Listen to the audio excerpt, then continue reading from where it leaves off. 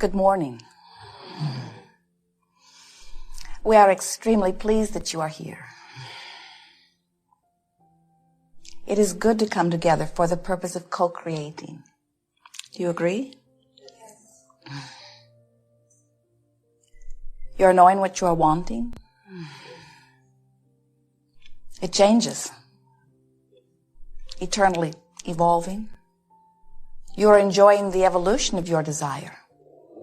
You like that feeling of a fresh new awareness, a new desire coming into your consciousness, that feeling of adventure and wonder, and delight with a new idea? Yes? Not so much? If the new idea or desire breathes life into you, then we suspect that you have reconnected with your inner knowing.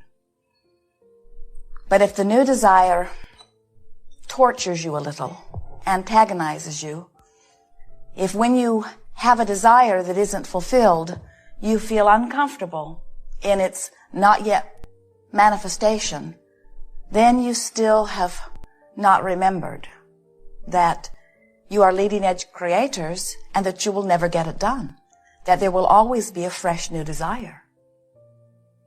When you realize that you are leading edge creators and that the new desire that is born within you is literally what summons life to you, then you no longer feel frustration about what is not yet manifested. Instead, you feel appreciation for the life-giving desire that still summons through you. But we understand how, when you have not consciously addressed the subject of resistance within your own vibration, how new desires could sometimes not feel so good.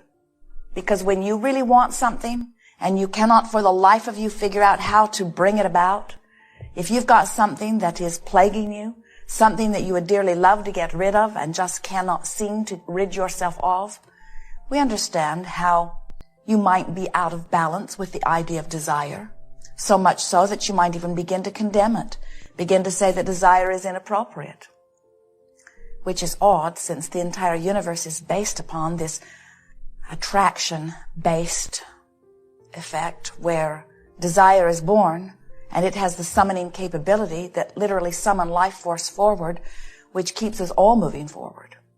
It is so much more comfortable when you get in sync with the laws of the universe. It doesn't work too well when you jump off the cliff determined to defy gravity. And it doesn't work too well when you go against the stream or flow of source. That's what resistance is. Resistance is not going with the flow of your own well-being. Most clear statement we've ever made. Resistance is not going with the flow of your own natural well-being. Well-being flows. And when you are in alignment with it, you feel wonderful. And when you are not in alignment with it, you don't feel so good. So anger is you not going with the flow of well-being. Frustration is you not going with the flow of well-being. Fear is you not going with the flow of well-being. So you say, well, how can I stand in this condition, knowing what I know and observing what I observe, and not feel these negative emotions? And we say, you have to practice. You have to decide that you're going to be in charge of how you vibrate. You're going to be in charge of how you feel. You're not going to be buffeted about like a cork on a raging sea. You're going to practice your vibration so that you can determine how you vibrate, how you flow, how you attract. Through time, as you've been interacting with one another, as you've been responding to the circumstances that surround you, you have developed some vibrational patterns, and many of them serve you. Many of your vibrational patterns are vibrational patterns of positive expectation. We look at those of you who are in this environment, and we notice how magnificently you expect. Your standard of living is superb. You expect life to go well to a certain extent. And what we're wanting to assist you in doing is expecting it to go well in all regards. We want you to get so good at thinking thoughts deliberately, at setting your own tone, that you get to decide what your dominant vibration is about the subjects that are important to you, rather than having let something when you were 3 set the tone and you just keep doing it, or something that mass consciousness is thinking about set the tone. We want you to get so good at choosing what your dominant vibration is that under all conditions you offer it. That's a key word that we are offering you here, dominant vibration. Because you all have dominant vibrations relative to major subjects in your experience. And some of your dominant vibrations are serving you, and some of your dominant vibrations are not serving you. For example, when you think about the subject of dollars or financial abundance, do you feel adventurous and eager and unlimited? Or do you feel worried and uncertain and limited? You know. Some of you may say, well, I feel some of all of that. And we say, yes, you do, but you know which is dominant. You can tell which way that leans, you know. When you think about your major relationship, the most significant relationship, the one that you think about the most or the one you interact with the most, does that relationship feel fun and life-giving? Or does it feel like struggle and hard work? You know. When you think about your physical body, does it feel flexible and strong and sure-footed? Or do you feel tentative and uncertain? You know. Relative to every subject that you ponder, and especially those major subjects, you have little by little by little by little by little developed vibrational patterns. You could call them beliefs. We don't want to give them too much weight. Habits of thought that you keep thinking. And the reason you keep thinking them is because you haven't decided to think otherwise. And so the thought that you think, which attracts to it, so you think it some more, which attracts to it, so you think it some more, which attracts to it, so you think it some more. In other words, when you have an expectation, you've got a dominant thought going on, and law of attraction is going to deliver that to you again and again and again. And you say, the reason that I believe this is because it is true. And we say, the reason that you believe it is because you practice the thought, because all that a belief is a thought that you keep practicing. And so you say, but the reason I believe it is because it is true. And we say, but why is it true? It is because you think it. It's because somewhere you got the thought, you held the thought, you let it become dominant in your vibration. Law of attraction responded to that vibration and made it evidential in your experience. And so you say, it's true. And what we are wanting you to come to realize is you can make well-being true, or you can make not well-being true. Cancer is true. It's just not usually wanted. Violence is true. It's just not usually wanted. And we want you to begin to realize that facing the facts because they are true only perpetuates the truth you would not choose for yourself. So when you begin to think about the dominant thoughts that you have, and more importantly, you begin to think about choosing thoughts that you want to make dominant, we have a process for you that will work if you will work it. And we call it the process of virtual reality. You have played this game under other titles. We've called it creative visualization. We've called it using your imagination. Virtual reality is a game where, like a director of a movie, you set the scene. You know what you want your audience to feel, and so you set them up for it. You make it winter or you make it summer. You put it in the mountains or you put it on the ocean or you put it on the beach. You put it outdoors or you put it indoors. You make it daytime, you make it nighttime. In other words, you set the scene. It has one intent only, and that is the intent of your practicing a vibration with the singular purpose of making it a dominant vibration. Sometimes people will use visualization to try to fix something that is broken. And we want you to use virtual reality for one reason only, to make the vibration that you choose dominant. Let's say that your nation is really worried about something. And it's hard for you not to give it thought because when you turn on the television, it is there. You hear others talking about it. Your teachers are talking about it in the classrooms of your children. People are having discussions about it all around you.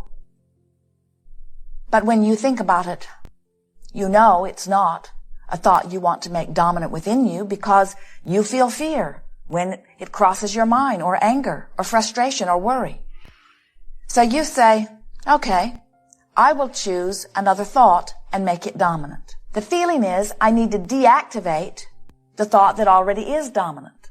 But the trouble with that is when you decide that you're going to deactivate a thought, you don't deactivate it, you activate it. When you say, I'm not going to think about that, you're thinking about that you're not going to think about. Even when you say, I don't want to be sick, I'm going to think about wellness. When you approach the subject of your physical body, when your dominant thought about it has been sickness, even though you try to do a virtual reality about wellness, you usually activate the thought of illness because that's the dominant thought relative to that subject. You see how it works? So there's a temptation when you apply these processes to say, oh, Abraham is giving me a process where I can fix this thing that's broken, and all it does is activate the thing that's broken. So without meaning to, you just practice making the dominant thought that isn't serving you remain dominant. This process of virtual reality will change that for you if you will understand this one very important thing. The process of virtual reality is where you practice your dominant thought. It's where you practice the thought that you want to be dominant until it is dominant. Virtual reality is a place where you practice the thought that you want to be dominant and make it dominant. Virtual reality is a place where you practice the thought that you want to be dominant and you make it dominant. And the reason that we're repeating this into the ridiculous is because at first you're not going to want to do that. Even Esther, as she's been practicing this for a few weeks now, finds herself sometimes right in the middle of a delicious virtual reality, and all of a sudden she realizes she's trying to reform someone, either herself or someone else. In other words, she'll be going along swimmingly, doing very, very well, and then she'll stumble into something, and without even meaning to, she'll activate something that is broken, so to speak. So, virtual reality really works best if it's short. Get in, feel good, get out. Get in, feel good, get out. So, you set the scene. What time of year is it? What time of day is it? Where is it? Outside, inside? You get to choose. There is no right and wrong in that. What you're reaching for are good feeling moments. You know those moments when your heart is just singing so strong and you just think, I wish I could stay here forever? Does that usually happen to you when you're outdoors or indoors? If it's more often outdoors, then pick a scene that's outside. If it's more often indoors, then pick a scene that's indoors. Esther, quite often in her virtual reality, she's walking into a new place that is very beautiful. And often it's indoors. Sometimes she finds herself discovering a magnificent vista, and that moment of exhilaration is there. That's what you're reaching for. So you set the place and the time of year and the time of day, and then you talk to yourself about how it smells and looks and feels. You're sort of bringing yourself along little by little into this higher, better, good feeling place. And then you decide who else is with you. Sometimes in the beginning, it's better to be alone, but not always. You get to decide that. Who else is there? And what's their mood? And of course, you get to choose it. So don't bring someone who's in a bad mood and then work them into a good mood. Bring good mood people. And then exchange a few words and off you go. And what will happen is, as you do this for 30 seconds, you set a tone in your vibration. Does it immediately become your dominant tone or your dominant vibration? No. But it begins to dilute what is. So then you do it again, and you do it again, and you do it again, and you do it again, and you don't do it because there's something broken that you want to fix. Because if you do it because there's something broken that you want to fix, you just practice the one that's already dominant. This is only to feel good, only to feel good. And with a few weeks of dabbling at this, you will readjust what is dominant within your vibration. You see, the creative process is 3 steps. The first step is you have to identify what is wanted, and you can't help but do that. Preferences are born within you all day, every day. Contrast helps you to conclude. When you know what you don't want, what you do want shoots out of you like a rocket. Whenever you know what you do not want, clarity about what you do want comes forth in very vivid terms. So step 1 is happening all over the place. Step 2 is not your work. Source energy will answer. Step 2 is the answering of what is being asked, and that is not your work. Step 3 is your work. You must be in the receiving mode. You must be a vibrational match. You must be vibrationally equivalent. You must not be vibrationally different. You must not be vibrationally resistant. You must be vibrationally harmonious with that which you are asking for. That's what being in the receiving mode is. You got to line up with your own desire.